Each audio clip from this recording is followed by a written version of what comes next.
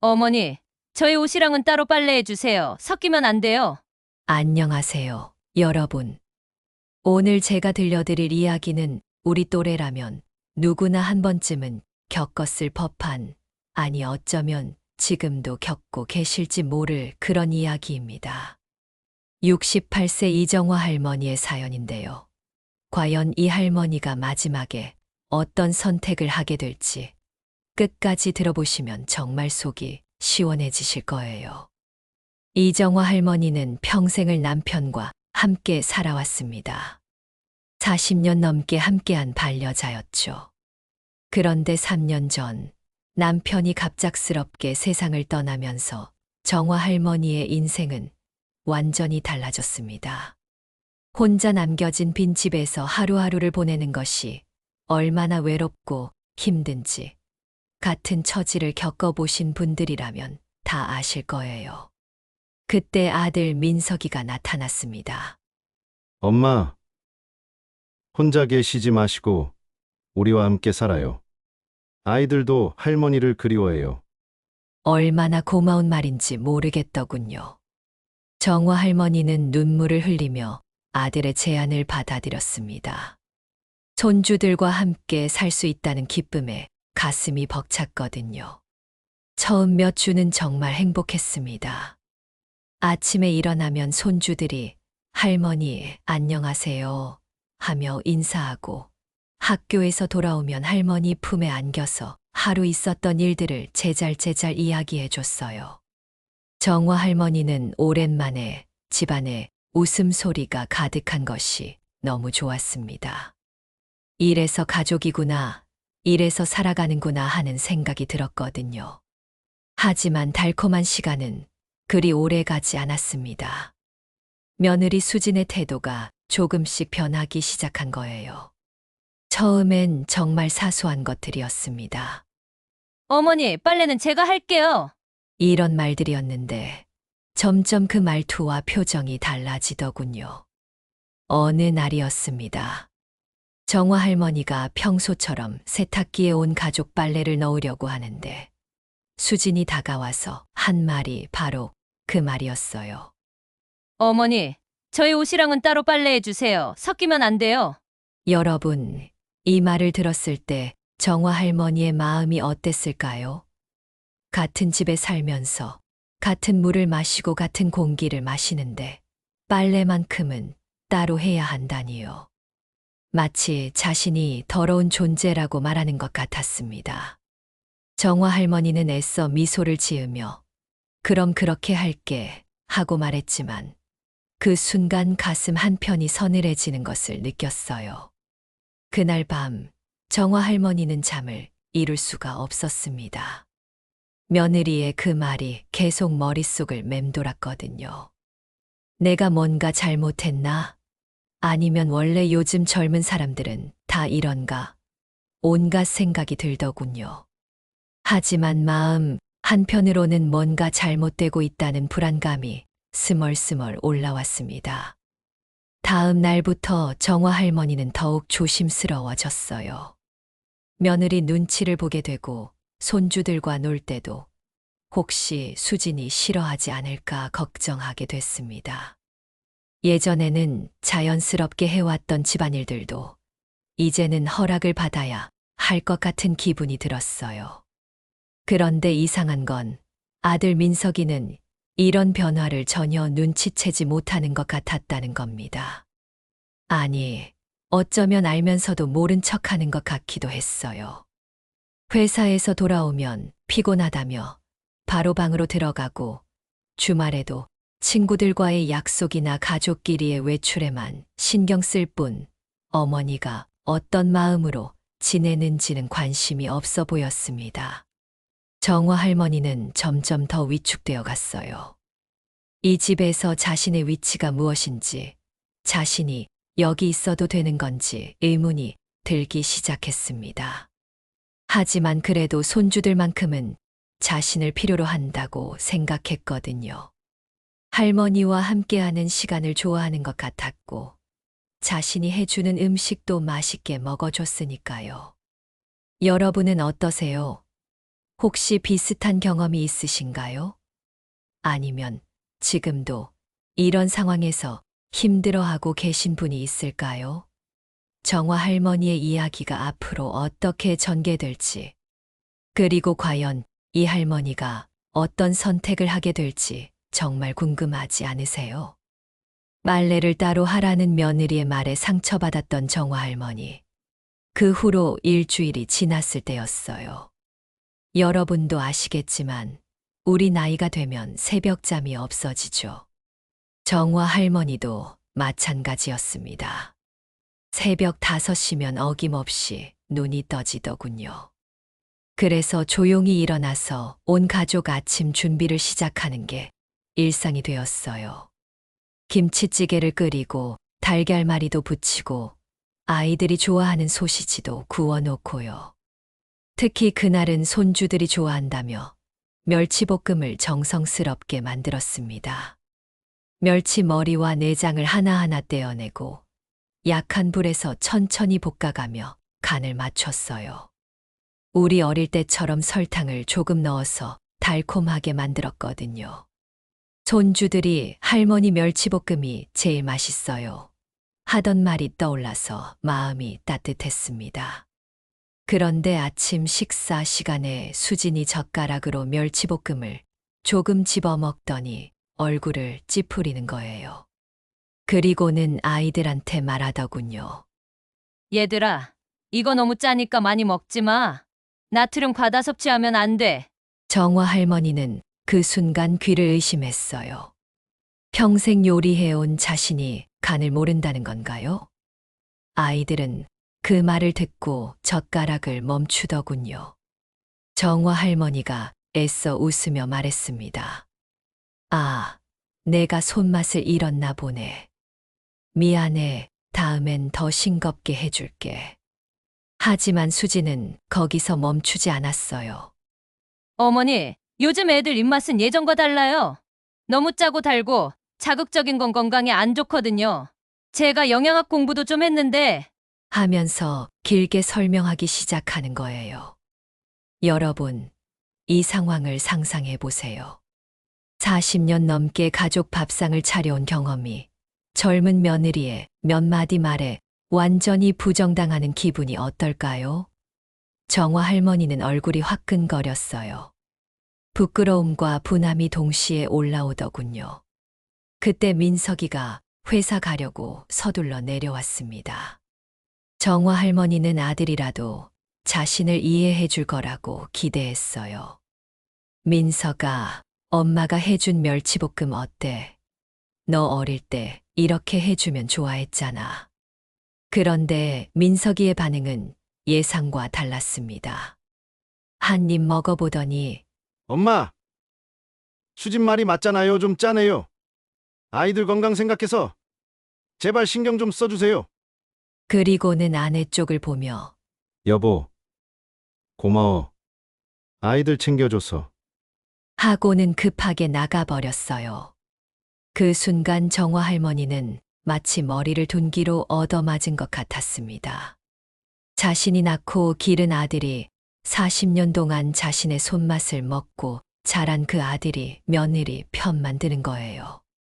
게다가 제발 신경 좀 써달라는 말투는 마치 제가 고의로 소홀히 했다는 뜻이 아닌가요? 그날부터 정화 할머니의 하루는 완전히 달라졌습니다. 부엌에 서면 모든 게 조심스러워졌어요. 간을 맞출 때마다 이게 맞나? 너무 짠가? 하며 몇 번씩 맛을 보게 되었고요. 평생 자신 있게 해왔던 요리가 이제는 두려운 일이 되어버렸습니다. 더 힘든 건 손주들의 변화였어요. 예전에는 할머니 밥 맛있어요 하며 잘 먹던 아이들이 이제는 엄마 눈치를 보며 먹는 거예요. 할머니가 해준 반찬은 조금만 먹고 수진이 사온 반찬은 더 많이 먹으려고 하고요. 정화 할머니는 그런 모습을 보며 가슴이 찢어지는 것 같았습니다. 내가 이 집에서 뭐 하고 있는 걸까?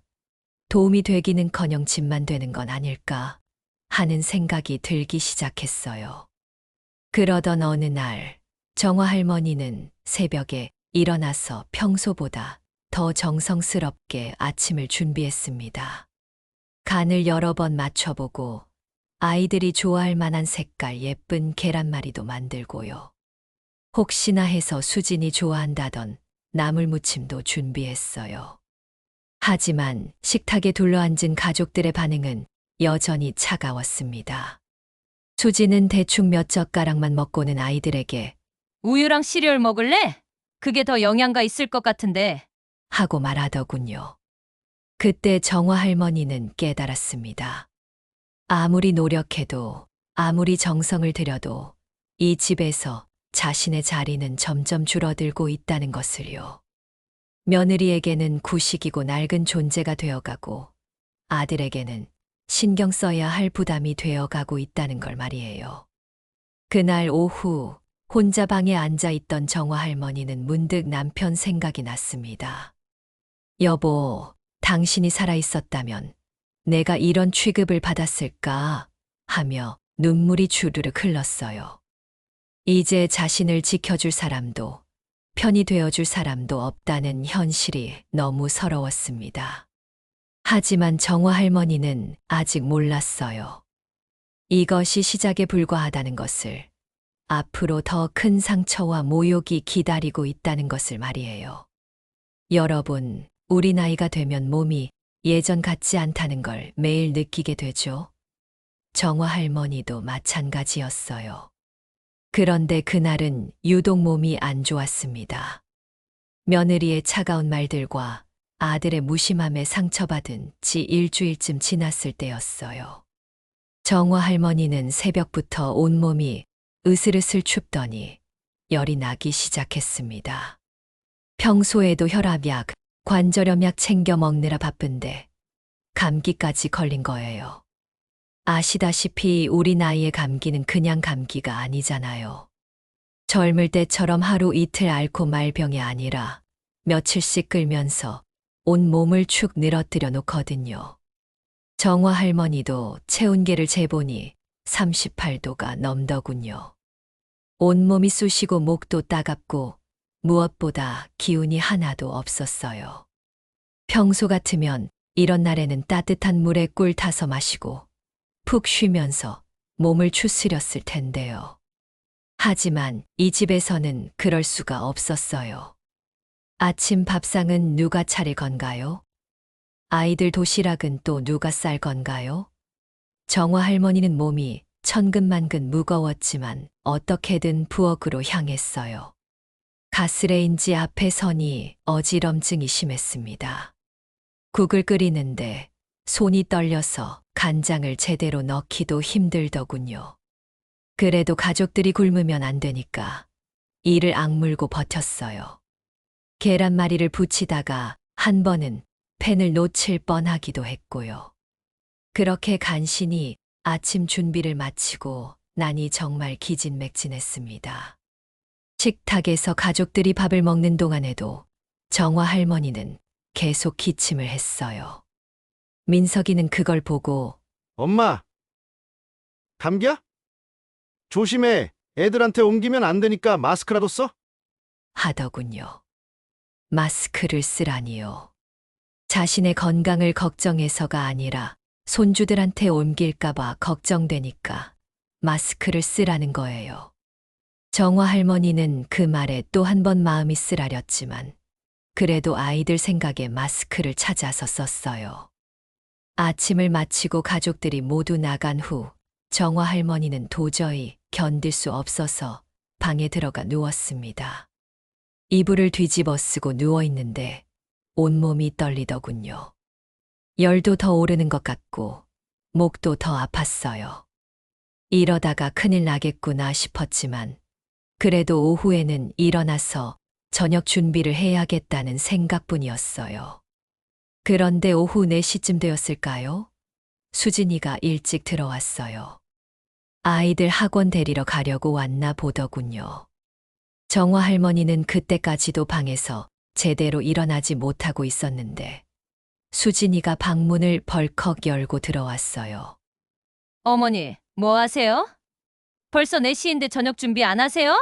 정화 할머니가 고개를 들어보니 수진이 팔짱을 끼고 서 있더군요. 정화 할머니는 힘없는 목소리로 대답했어요. 아, 수진아. 몸이 너무 아파서 조금만 더 누워 있다가 할게. 그런데 수진이의 다음 말은 정말 충격적이었습니다. 어머니, 그래도 아프시다고 해서 저녁을 안 할 수는 없잖아요. 애들이 학원에서 돌아오면 배고플 텐데요. 민석이도 회사에서 피곤하게 들어올 텐데 밥이 없으면 어떡해요? 여러분, 이 말을 들어보세요. 아픈 시어머니한테 하는 말이에요. 정화 할머니는 그 순간 귀를 의심했어요. 38도가 넘는 고열에 온몸이 쑤시는데 그래도 밥은 해야 한다는 거예요? 그럼 오늘은 배달 음식을 시키든지. 정화 할머니가 힘없이 말했지만 수진이는 코웃음을 치더군요. 배달 음식이요? 애들 건강에 안 좋잖아요. 그리고 매번 배달 음식만 시킬 수도 없고요. 그때 민석이가 회사에서 돌아왔어요. 정화 할머니는 마지막 희망을 품고 아들을 봤습니다. 설마 아들이라도 아픈 어머니를 이해해 주겠지 하고 말이에요. 민석이가 방으로 들어와서 누워있는 어머니를 보더니 물었어요. 엄마, 많이 아파요? 정화 할머니는 그 말에 눈물이 핑 돌았어요. 역시 아들이 어머니 마음을 알아주는구나 싶었거든요. 응, 민석아.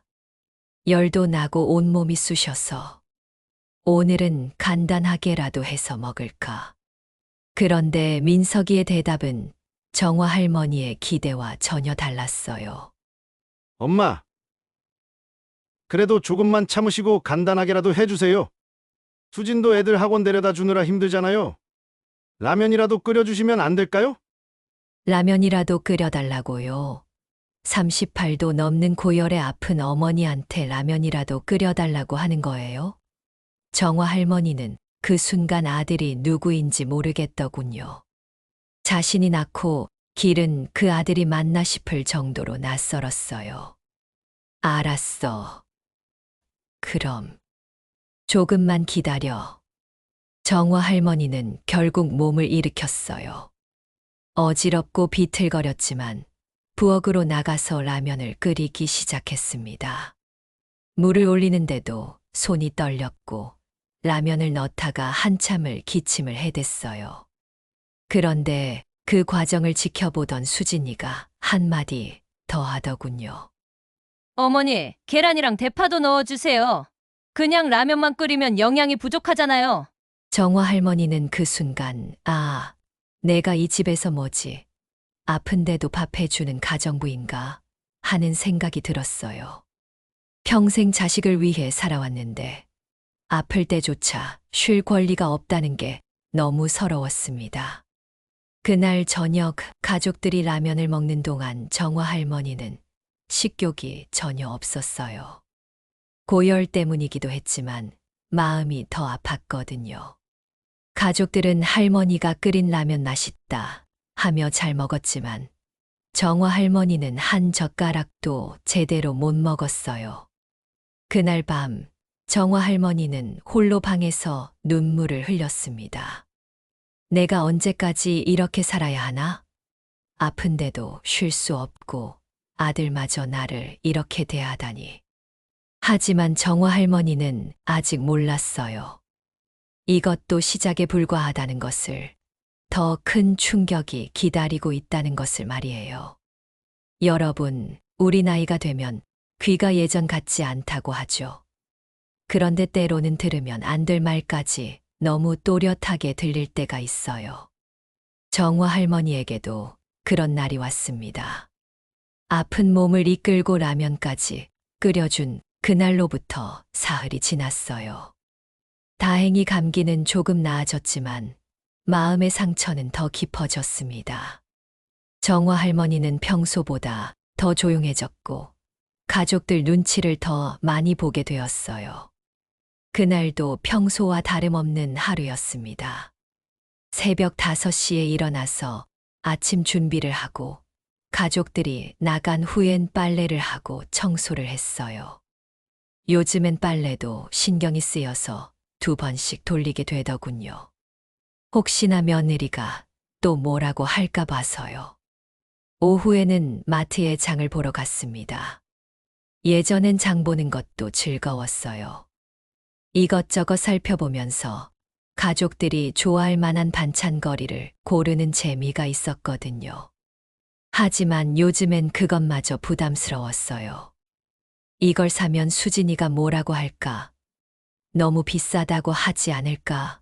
하는 생각만 들더군요. 그날은 손주들이 좋아한다던 새우를 사려고 마음 먹었어요. 비싸긴 했지만 오랜만에 새우튀김을 해주고 싶었거든요. 예전에 손주들이 할머니 새우튀김이 세상에서 제일 맛있어요 하며 좋아했던 기억이 나서요. 마트에서 한참을 고민하다가 결국 새우를 샀습니다. 조금 비쌌지만 가족들 기쁜 얼굴을 보면 그까짓 돈이 뭐 대수겠어요? 집에 와서 새우 손질하는데 마음이 한결 가벼워지더군요. 저녁 준비를 하면서 정화 할머니는 오랜만에 기분이 좋았어요. 새우튀김도 바삭하게 잘 되었고 아이들이 좋아할 만한 단무지도 썰어 놓고요. 오늘은 가족들이 맛있게 먹어줄 거야 하는 기대를 품고 있었습니다. 그런데 저녁 시간이 되어도 민석이와 수진이가 들어오지 않더군요. 보통은 6시 반쯤 들어오는데 그날은 7시가 넘어도 소식이 없었어요. 정화 할머니는 전화를 걸어볼까 하다가 혹시 바쁜 일이 있나 싶어서 그냥 기다렸어요. 8시쯤 되어서야 현관문이 열리는 소리가 들렸습니다. 정화 할머니는 반갑게 맞이하려고 거실로 나가려던 참이었어요. 그런데 현관에서 아들 부부가 나누는 대화가 들려오더군요. 처음엔 그냥 지나칠 뻔했어요. 하지만 자신의 이야기가 나오는 것 같아서 문 앞에서 걸음을 멈췄습니다. 귀를 기울이는 건 아니었어요. 그냥 자연스럽게 들리더군요. 여보, 솔직히 말해서 어머니랑 같이 사는 게 너무 답답해. 우리만의 시간도 없고 친구들 집에 놀러 가고 싶어도 어머니 눈치 보게 되고. 수진이의 목소리였어요. 정화 할머니는 가슴이 철렁 내려앉았습니다. 하지만 더 충격적인 건 민석이의 대답이었어요. 나도 그런 생각해봤어. 사실 결혼할 때는 이럴 줄 몰랐잖아. 아버지 돌아가시고 나서 엄마가 이렇게 의존적일 줄은. 우리가 독립적으로 살 권리도 있는 거 아냐? 정화 할머니는 그 자리에서 다리가 후들거렸어요. 의존적이라고요? 자신이 언제 의존적이었다는 건가요? 오히려 집안일 도우려고, 손주들 돌보려고 나선 건데 그게 의존이라는 건가요? 그러게 말이야. 요양원 알아보는 게 어때? 요즘 시설도 좋다던데. 어머니 나이에 거기 가시는 분들도 많고. 맞아. 그게 서로한테 좋을 것 같아. 엄마도 또래분들이랑 어울리시는 게 더 좋을 거고. 우리도 조금 숨통이 트이고. 요양원이라는 단어가 귀에 꽂히는 순간 정화 할머니의 온몸에서 피가 싹 빠져나가는 기분이었어요. 손에 들고 있던 컵이 바닥에 떨어져 깨지는 소리가 현관까지 들렸습니다. 현관에서 대화가 뚝 끊어졌어요. 곧 민석이와 수진이가 거실로 들어왔는데 정화 할머니는 깨진 컵 조각을 줍고 있었어요. 손이 너무 떨려서 조각이 제대로 주워지지도 않더군요. 어머니 괜찮으세요? 다치셨어요? 민석이가 다가와서 물었지만 정화 할머니는 대답할 수가 없었어요. 방금 전 들은 말들이 머릿속에서 맴돌고 있었거든요. 아니야, 괜찮아. 겨우 목소리를 짜내서 대답했지만 사실은 전혀 괜찮지 않았어요. 가슴이 찢어지는 것 같았고 숨을 쉬기도 힘들었습니다. 그날 밤 정화 할머니는 잠을 한숨도 못 잤어요. 천장을 바라보며 계속 생각했습니다. 내가 정말 짐이었구나. 내가 여기 있으면 안 되는구나. 아들이 요양원에 보내고 싶어 하는구나. 평생을 가족을 위해 살아왔는데 결국 마지막엔 짐이 되어버렸다는 사실이 너무 서러웠어요. 특히 아들의 말이 가장 아팠습니다.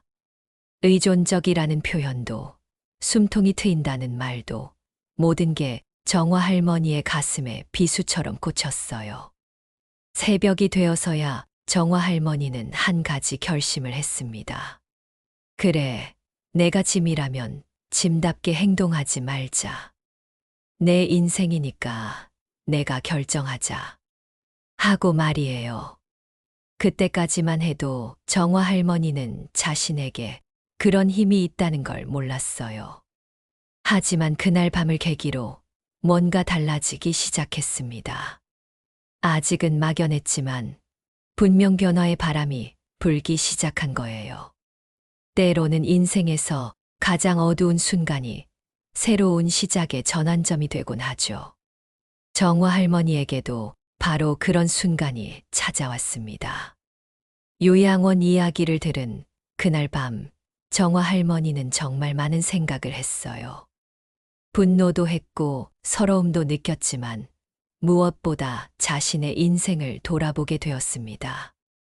내가 평생 뭘 위해 살았나? 언제까지 이렇게 눈치만 보며 살아야 하나? 그러다가 문득 떠오른 게 있었어요. 남편과의 추억이었습니다. 남편이 살아있을 때 자주 하던 말이 있었거든요. 여보, 우리 집 문서는 당신이 다 가지고 있어야 해. 나한테 무슨 일이 생기면 당신이 지켜야 하니까. 그때는 무슨 뜻인지 잘 몰랐는데 이제야 남편의 깊은 뜻을 알 것 같았어요. 새벽 5시 평소처럼 일어난 정화 할머니는 이번엔 부엌으로 가지 않았어요. 대신 안방 서랍을 열어서 중요한 서류들을 꺼냈습니다. 등기부등본, 부동산 매매 계약서, 통장. 하나하나 살펴보니 모든 게 자신의 이름으로 되어 있더군요. 그래, 이 집은 내 집이야. 내가 평생 모은 돈으로 산 집이고 내 이름으로 되어 있어. 그 순간 정화 할머니는 뭔가 힘이 솟는 걸 느꼈어요. 자신이 생각보다 약한 존재가 아니라는 걸 깨달은 거죠. 그날부터 정화 할머니는 조용히 준비를 시작했어요. 부동산 중개소에 전화를 걸어서 집 시세를 알아보고 혼자 살 수 있는 작은 아파트도 알아봤습니다. 모든 걸 비밀리에 진행했어요. 며칠 뒤 정화 할머니는 결심을 굳혔습니다. 더 이상 참을 수 없었거든요. 아침마다 눈치 보며 밥상을 차리고 혹시나 해서 말 한마디도 조심스럽게 하고 아픈데도 쉬지 못하는 그런 삶은 이제 그만하고 싶었어요. 그날 아침 평소와 다름없이 식탁에 앉은 가족들을 보며 정화 할머니는 조용히 숟가락을 내려놓았습니다. 그리고 차분한 목소리로 말했어요.